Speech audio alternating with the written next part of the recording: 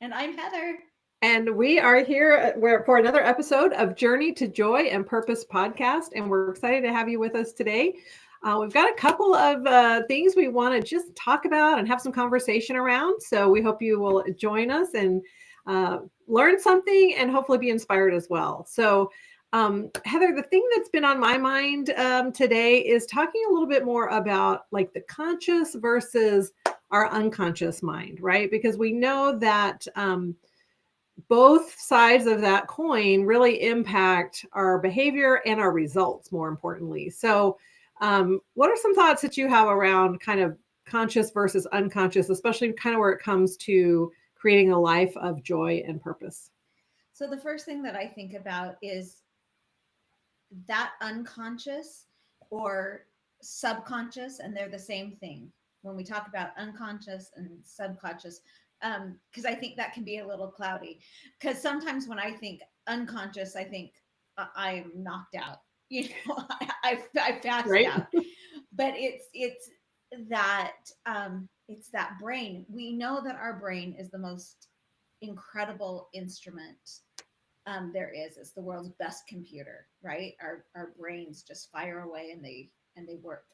Um, and so if you think of the conscious mind as the computer, like the things that you see on the screen, those tabs that you're going between, and the subconscious brain is all of the the material, like the the material itself, like all of the programming, all of the stuff that I don't understand, but it's all of that stuff that makes what we see work, right?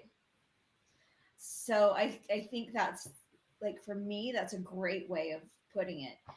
um and so what is the difference I mean, so there's the difference between the conscious and the unconscious, or the subconscious is that which we can see and we can touch, and it's all like very tangible, and then that which is creating the patterns of, we don't think about breathing. We don't. How often do you get in the car and you go for a drive, and so often we get to where we were going and we have no idea how we got there? Like, have you ever done that? Absolutely. Yeah. Like, Yeah. the brain just takes over and just does the steps.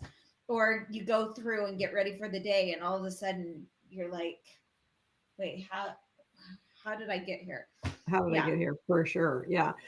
I know. And it's so fascinating when we talk about like, creating a life full of joy and purpose that, there's thinking and there's feeling. And I know when I started doing some of this work years ago, I really thought they were the same thing. And when I learned the difference kind of between our conscious self and our unconscious self, and for me, you know this, I love to think of the unconscious as kind of the inner child, the little girl inside of me. And I also have heard of the analogy of a man riding on an elephant, right? So the man represents our thinking brain, but the elephant is the unconscious feeling part of our brain. And the man kind of thinks he's in charge. Our thinking brain thinks it's running the show, thinks it's driving. But honestly, if that elephant decided to take off, or if that elephant wants to go left, there's not a whole lot that driving man can do to make him turn right. And so I think that that's important to realize as we are being intentional and creating a life that we love, recognizing we need to align our thoughts and our feelings. So, and that's not always easily done, because a lot of times once we think it, then we believe we're on the right track, even though our unconscious might be on a totally different track. So, what So are some thoughts that you have around that? so I love this exercise. So if we just kind of close our eyes, and I say some words, um, anger, frustration, dinner, joy, peace, motivation. Do you feel something different with every word? You get an image sometimes, but a lot of times we just feel something different with those things, and you feel the heaviness of the anger the hatred and the, like, even saying it just feels so Icky. Yeah, you're like, icky, bleh. Yeah. icky. Yeah. And then when we say joy, peace, oh, and here's a good one, gratitude, right? There's, it just elevates. And there's just that like lift. And, I had a friend post, this is coming to me today. I had a friend post, we were right after the Palisades fire here. And she posted pictures of, she said, my door is here, my doorway is here, and then nothing else. So the door was there. And then she said, but my mandarin tree is still standing and there are some mandarins on it. And I just thought that symbol of mandarins and life in the middle of so much desolate, you know, for me, that's what I went, oh, what beautiful. The door is there. And then the symbol of hope of this living tree that was still alive and there were still oranges on it. Right. Yeah. Just thinking that in the middle of the devastation just elevated my consciousness and my awareness, but then my soul. And so I felt something different. Does that make sense? Yeah, so I think you bring up a really good point, right? So let's talk about these feelings or these thoughts that bring, high vibration versus the ones that kind of bring heavy and down. And how much control over that do we actually have? Like, I might be in a really good mood and all of a sudden somebody cuts me off and I'm just frustrated, right? Or I'm expecting good news and it doesn't come. And it's so easy, I think, to kind of spiral and let those negative events get a hold of our feelings and get a hold of our, unconscious and even our conscious mind. Yeah. So when that happens, like what I think about is like back to who's driving this bus. Like when that happens, all of a sudden I'm out of control and my feelings and my thoughts go down a rabbit hole. And so what can you do? Because the truth of the matter is, and this is a hard truth to swallow, this has taken me years to be like, okay, maybe it's true. Um, and that is that we are always 100% in charge of our feelings and our emotions. So when I was a little And girl, oh, go ahead. yeah, and that's just, sometimes that's really hard because it doesn't feel like we are. But that's that subconscious, right? That's that computer virus coming up going, I'm going to take over your computer. Yeah. So true. So, So when I was a little girl, I had two younger brothers and just younger than me. And they loved to tease me and, whatever little brothers do. And I used to go to my mom and say, oh, they just make me so mad. And she would just look at me like, no, they don't. Nobody can make you mad. You choose to get mad as a result of, their behaviors. And of course, guess what? That made me mad. but she just kind of kept at it. And over the years, I really realized like, it's so true. Like I could choose to let it go, or I could choose to focus on it. And I feel like we live in a world that is getting more and more addicted to drama and to negativity, and people kind of want to feed on that. And you meet people every day. Some people have every reason to be mad at the world and they just let it go and they're happy and joyful. And others who seem to have an ideal life allow little things to throw them off, and they just choose to focus on the negative. And even when my girls were younger, they'd have a friend and the friend would, just kind of have some of these negative patterns and maybe not be the nicest to all the kids in the class or whatnot. And then I would meet the mom of the little girl. I'm like, oh, she's the same way, right? So that those young children were having this pattern of negativity and gossip and judgment and all of that. And then they were just being raised thinking that was normal. So I do think there's some patterning there. And then there's some conscious choosing that can be done. And, maybe even some beliefs that get created as from our childhood that go in there. But that concept of recognizing, wow, I get to choose how I feel. So okay. yeah, that's a big one. Yeah. So what I like to do, and like I said, this took me a long time, but I will catch myself, right? Because awareness awareness of the issue, awareness of the problem is the first step to moving forward, to changing it. If you're oblivious to a situation or an issue in your life, or power that you have, then you're not going to choose it, right? So becoming aware is a really important thing. I have read um, a lot of people, a lot of books, and I can't pinpoint where I first heard it, but they suggest carrying a little notebook or a little pocket, or you can do it on your phone and just write those negative thoughts that come up, and you become very, very aware of those negative thoughts. Um, for example, if you are trying to lose weight and the idea is you're not like, I don't like how I look, I don't like how I feel, and then you become very aware of how everybody else is looking and oh, Mhm. well, them, and then you're putting judgment on other people's bodies, other people's attire, and what they're wearing.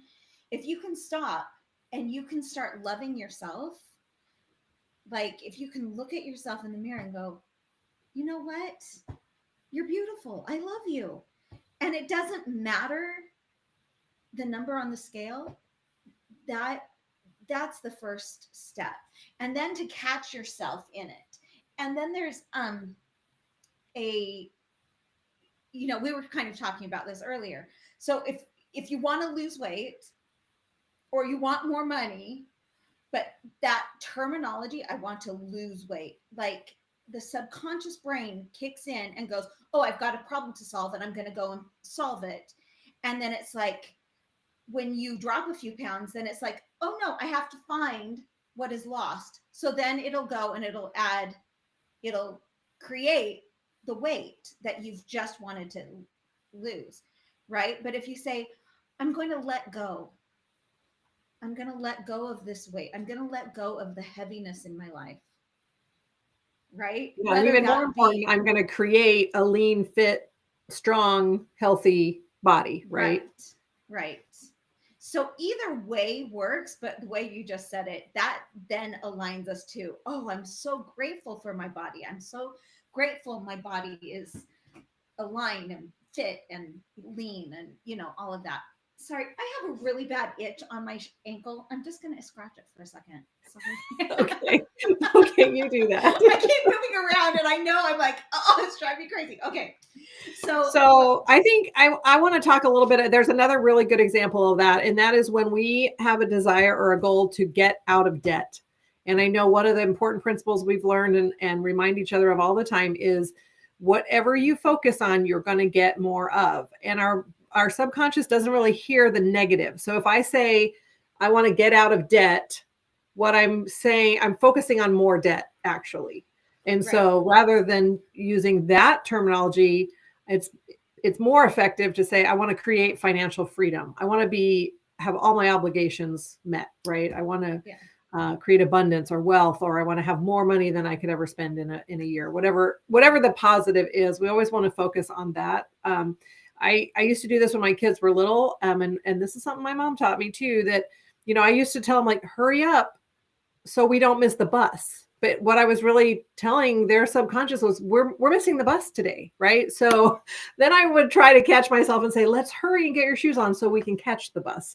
Little things like that. It seems like so nothing, but if we just can correct that pattern over and over and over again and make sure that we're telling our conscious and our unconscious mind what we want, what we are headed towards, what the reality we want to achieve, then it can go to work and solve that problem for us and create that reality for us. Yeah. And so you're so good at this, and you have helped me come to this point, because I was so, for years, probably my entire life, because my earliest memory is like of 2 years old, of a family situation that had to do with money, and it created a belief system in me that I've just held on to, and I've been really trying to change and let go. But the thing, like probably about halfway through last year, and I've been working on changing this for years, right? But the thing that that happened was I was so focused on the money that was draining my bank account that that's what was happening. My bank account was getting drained over and over again. So then I started thinking, I'm going to just focus on the money that I'm going to be bringing in. I'm not going to worry about the money going out. Yes, I'm going to pay my bills, whatever. That's going to be there. But I'm going to focus on the money I'm bringing in. And it has, I'm still working on all of that, but it is really creating something new in me, and new opportunities are popping up, and it's exciting and really great. So how do you do this?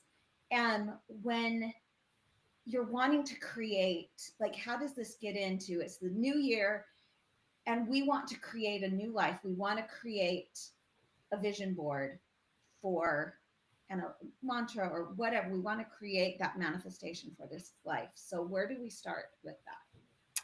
So some people like to encourage you to write down what you don't want. If you don't know what you want, write down what you don't want and then flip it, right? So then that can tell you like, oh, I don't want debt. So what do I want? I want financial freedom. I don't want to be at this size and shape. So what do I want? I want a lean, fit, healthy, strong body. Maybe it's relationship, right? I don't want to be alone. What do you want? I want a partner or this or that or the other. So if you really don't know what you want, you can start with what you don't want, but you need to, then rewrite it and create the vision in the positive. You always want to create from a place of abundance, not from the place of lack. So Right. that's probably number one. Let's talk about that, because I think when you start, one of the first things that I learned um, was you have to raise your vibration. So what we know, going back to the subconscious and the way the subconscious unconscious works, is it gets trained in two ways. Do you remember what those two ways are? Yep. So so you can implant, you can send a new message to your unconscious in two ways. One is repetition. So over and over and over again. And you guys can see this. If you write an affirmation and you don't believe it, it doesn't resonate with you, you've got to keep saying it until you believe it. Because if you can't even create it mentally, can't even create it energetically, you're going to have a whole lot harder time, having it show up physically. So the first thing is you've got to really, you can do it by repetition. The other piece is by having a strong emotion, a strong positive emotion. So one of the things I love to do is I get in the car, I turn on 2 or 3 of my favorite songs. I don't know why, when I'm driving down the road, I just feel joy and happy and all is right with the world. So that's when I choose to think, when I get to that place of like, oh, I'm feeling it and I'm loving it and I'm in the flow, then I start focusing on my vision and my dream and my manifestation and my affirmation that I'm wanting to absorb. So those two ways, either with strong emotion or repetition. Yeah. So that right there is what I learned. The first thing you have to do if you want to create something is you've got to get yourself in a high vibration. And I would sit and I would make a list of all of those things. What can I do? Especially if you're feeling down, right? What are some of the things, like Melinda said, she goes and turns on the music and just, goes for a drive. I love to go up in nature. I love to take a bath. I love to put on music and just sing or dance to it. Anything to just be like, okay, I'm getting my vibration. But one of the things that that will get you out of the thing that will get you out of um, negativity and worry and fear and all of that so fast is gratitude. The minute you can stop and go like, okay, just take a deep breath. And my husband likes to say this: what's going right? And if you can name 3 things that are going right when you're in the middle of a fear and doubt, it'll just kind of shift you, and then you can get yourself up. And so to be creating from that is such a powerful place. But really make that list. What is it for you? What will help you? And really writing gratitude every day or every night. It's a daily gratitude journal. That is imperative. Like getting attached to that gratitude just is going to be a godsend in so many ways. And then from there, do service. Go sing, go turn up your music, go woohoo, whatever it is, raise your vibration. So I have two more quick thoughts. Number one, you need to practice amplifying joy, right? And so sometimes I come out of a meeting when I just nailed it and I just get in the car and I'm like, I just celebrate that and amplify that feeling as much as I can. And having a friend to call and be like, I just had the biggest win. Let me tell you about it. That's helpful too. So you got to have someone in your corner you can call and brag a little bit to yourself. And so that's a big piece of it is practice amplifying. When you are in a high state and you recognize, man, I am happy, I am grateful, I am joyful, just sit in that for a minute, practice it, amplify it, grow it, so that you can go back and call that feeling up later. So good. that's really so one good. of the that's things. important. So you can go back and call that feeling up later, because sometimes you just have to go into memory. So we have a question that just came in. Does depression cause negative thoughts to manifest? I know some that have had years of depression and they always seem to have bad luck. So that's a tricky thing. So there is depression that needs to be treated with medication, and go seek a health professional, like, please. But there is so much of the depression and the fear, like depression that's caused by fear and worry and just grabbing on and being like a gravitational pull, like a magnet to anything online, or if there is something bad happening, we're just going to sit there and we're going to talk about it and we're going to worry about it, and it's going to fester, and it fuels that. So absolutely, it will fuel that. And then what happens is our subconscious goes, oh, that's what's safe, because that's the feeling that we're seeking. And so it will keep us stuck in that place, and it will go looking for, the computer's then going to go seek anything that will continue that cycle. Yeah, you make a couple of really good points there. So we're not suggesting you use these strategies if you really are clinically depressed. And there may be people on this call that says, yeah, that sounds good and well, but it's not going to be enough. And so, like Heather said, we encourage you to seek medical help. If it is, again, situational, or it just comes once in a while, or you're just having a bad day, that's a different story. And that's where I think, some of these techniques are important. But I know for myself, throughout my life, there would be, like one day a month where I just was I recognized, like, man, I just am feeling depressed today. And so I just gave myself permission to say, you know what, just don't make any major decisions today. Don't spend a lot of time thinking about your goals or, judging yourself or whatnot. I would just be like, just, make dinner and put away a little laundry and go to bed and call it a day. So I think it's important that we recognize, our own self and say, okay, what's the pattern here? How often does it show up? Do I need medical help, or is this just something I can manage on my own? So, and in those days, often we call each other and to give each other permission, because in those days, it's really important not to go down the rabbit hole of why you're feeling down, right? And then suck into that. So so the question then was just asked, how can I reframe negative thoughts into positive ones without suppressing my emotions? Okay, so I have a fun example of this, and then I want to hear what you have to say, Heather. So listen.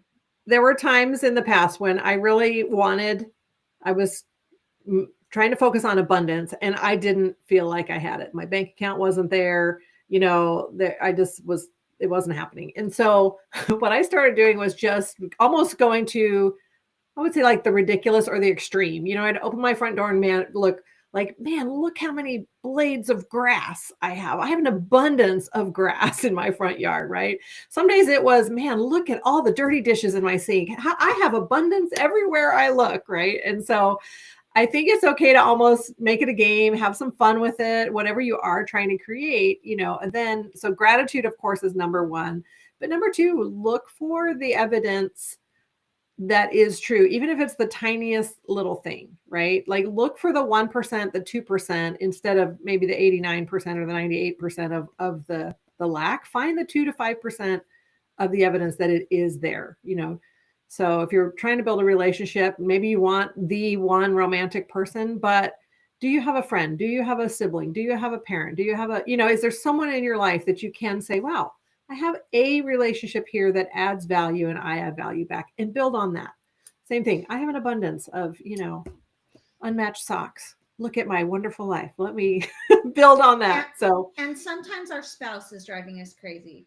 But if we can then say, just dive into what do they do?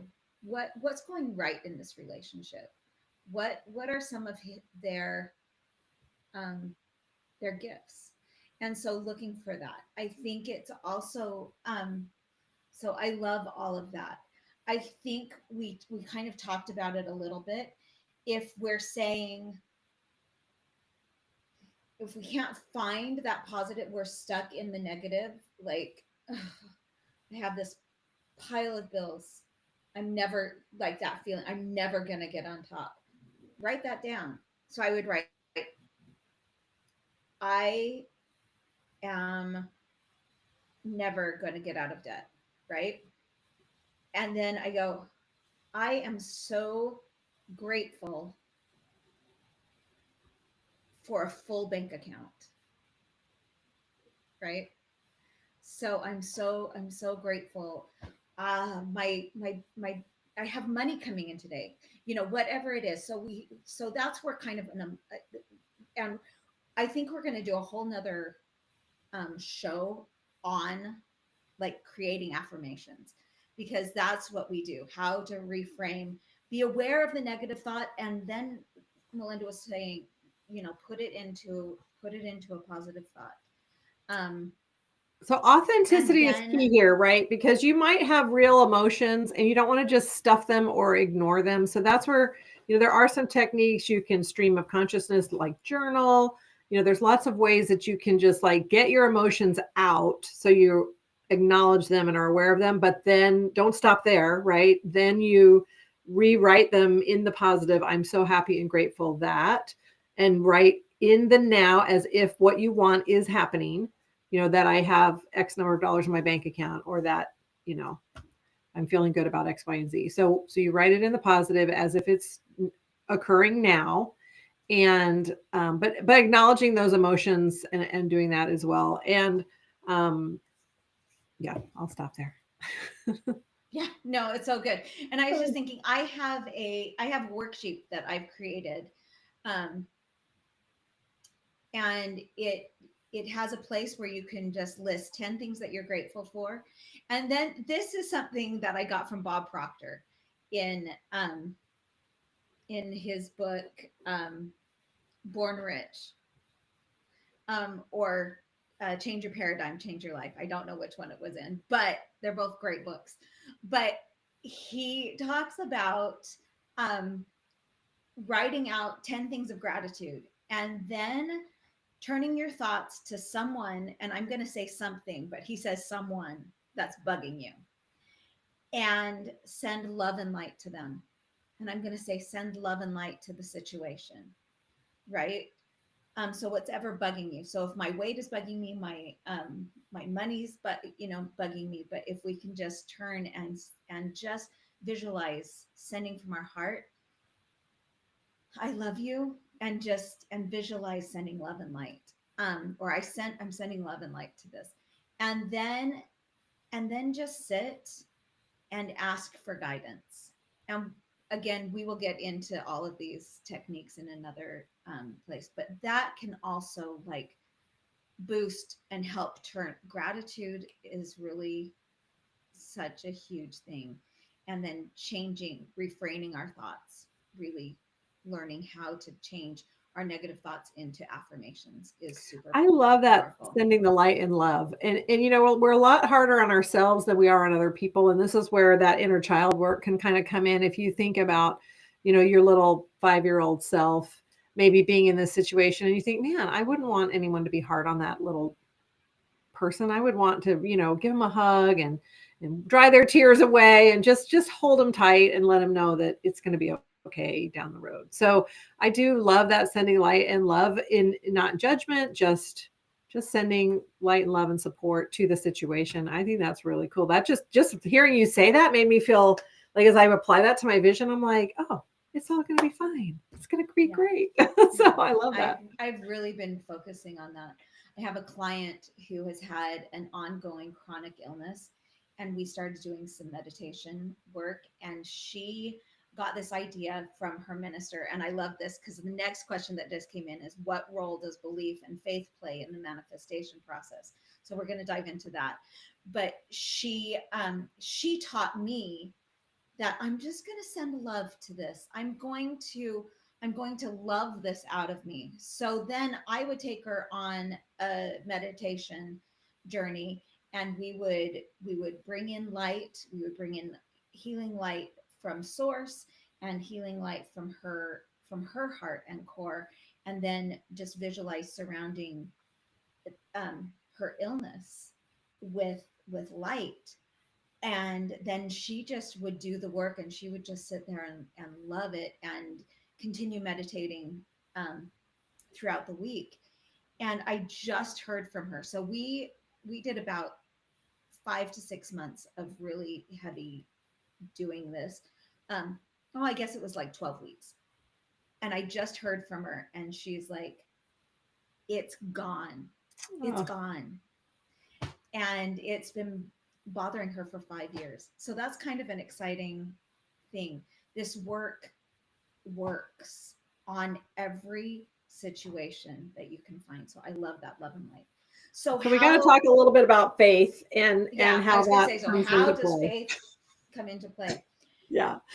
Yeah. So, I mean, I want to say something here too. Like, Heather and I have spent years reading and learning different principles, but also this is an opportunity for us to put our perspective, you know, share kind of our take on things. So, um, yeah, just know that a lot of this is our opinion and our feelings about the things that we've studied and learned over all these years. So, Yeah. my personal, you know, understanding is that oftentimes, you know, things can happen to us as a result of our choices. Things can also happen to us as an opportunity for us to grow into the person we're meant to be and the spiritual being that we have the potential to become.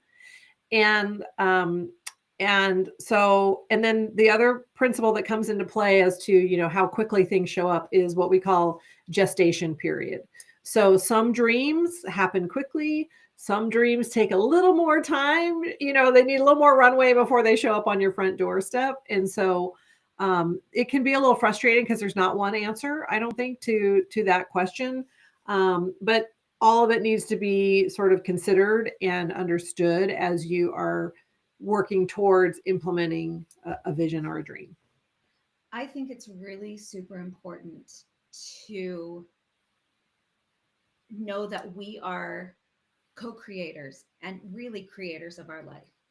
And whatever your belief system is, whether it's whatever God is to you, whether it's just it, not just, but whether it's source or the universe or God or Allah or whatever that is to you, um, part of this journey is getting in touch with source. And because of that, it makes it like I choose to believe. And there are some really great quotes that aren't coming to my mind right now, but we will totally that's going to be something that we dive into as well on a future podcast. Um, so one more question. Do you want to take this one?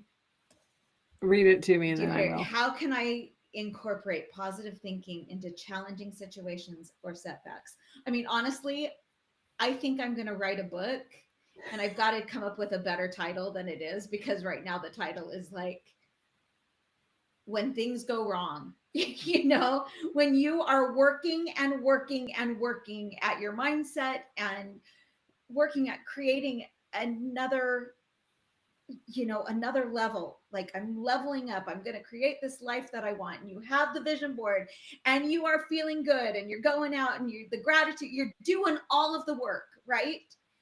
And then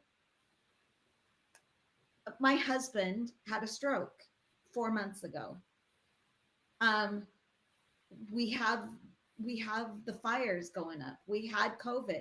I mean, things go wrong, and challenging situations and setbacks, job loss, all of that, it happens. So what do we do when things go wrong? So this is really to me where the rubber hits the road. And this is where some of the techniques we talked about earlier, like what is going right? What can you be grateful for? What can you focus on, that 5% that is going in the right direction, and recognize that, it's more about progress than perfection. So, in spite of what's happening, can you get a little further down the road than you were a month ago, 6 months ago, a year ago? And really just trust in yourself, trust in these principles, and trust in the process, and know that, um, you know, we can't eliminate challenges from our life. I don't think we're supposed to, but within us, we have unlimited potential, and not only to create good and an ideal life, but we also have unlimited potential to overcome challenges and hardships. And creating and developing resilience is a really key. It's so important to being successful in life.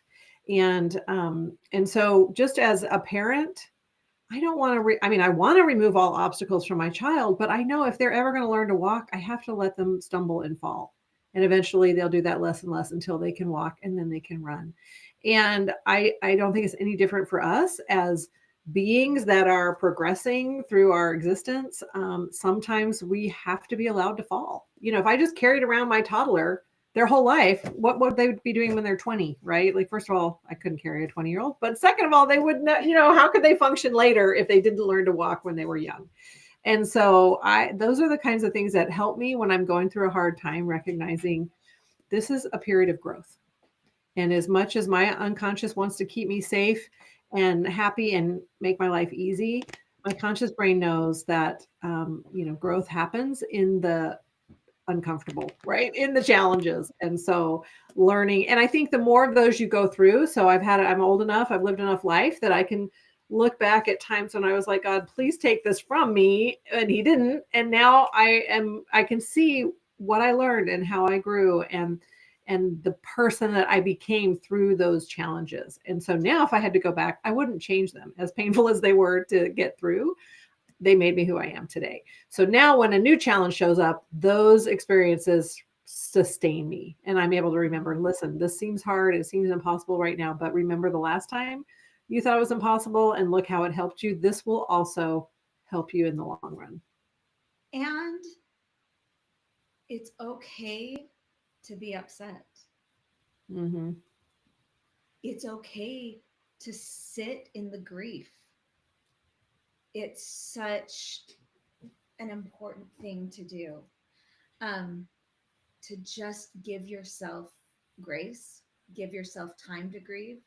And grief is an interesting thing, because 7 years down the road, you maybe have moved on, but all of a sudden something comes up. Um, and it's just super important to love yourself through it. And it's okay. Every stage is okay. And keep doing the work. Keep leaning into the gratitude. and not the despair and the dysfunction. So, yeah. Anything else on that subject? Because we have another question. I think we're good. Okay. So here's the question. Bill from Australia. So cool. Hi. Hi, Bill. I am reading The Secret. Is this a good book to read? Honestly, it was one of my first. It was one of the first tastes of this. So it is a great stepping stone. And then to understand all of the why it works behind it is what we've dived into, and we are getting ready to host a mastermind, which really gets you. We're going to study it and talk about it, and kind of live it for 8 weeks. But yes, absolutely. So Heather and I have been reading books on manifesting and intentional living and clearing energetic blocks and things like that for many years. And it's so great because even now, one of us will come across a new one and then we're like, oh, you got to read this. It's all the same stuff we've read before, but it's just, I like the way they say this, or said in a different way. Yeah, it just resonates a little bit differently. So I would say, it's a great book. Any book that teaches these principles can be a vital part of your journey and your learning. And I wouldn't stop with just one. I would read it and then say, what next? What else? And, you'll just learn from each one that you read. And I also kind of believe that, the right book is going to show up in the right time in your life, and that's why we're doing this. We know there's lots of other people that are talking about these kinds of things out there, but, our hope is that for those of you that we resonate with, we can help you in your journey. Good day, Bill. Have a wonderful night or a lovely day. Thanks for joining us. All right. Well, this has been really fun tonight, you guys. Hopefully you've learned some great principles and gotten to know us a little bit better. We appreciate all the comments and questions and look forward to our next podcast and invite you to join us. Absolutely. And email us and let us know what you're experiencing and you're learning from this. What are your takeaways? Or just write us a chat. We'd love to hear. Okay. Have a wonderful day. Thank you. Bye-bye. Bye. Okay, you're clear. Great pod.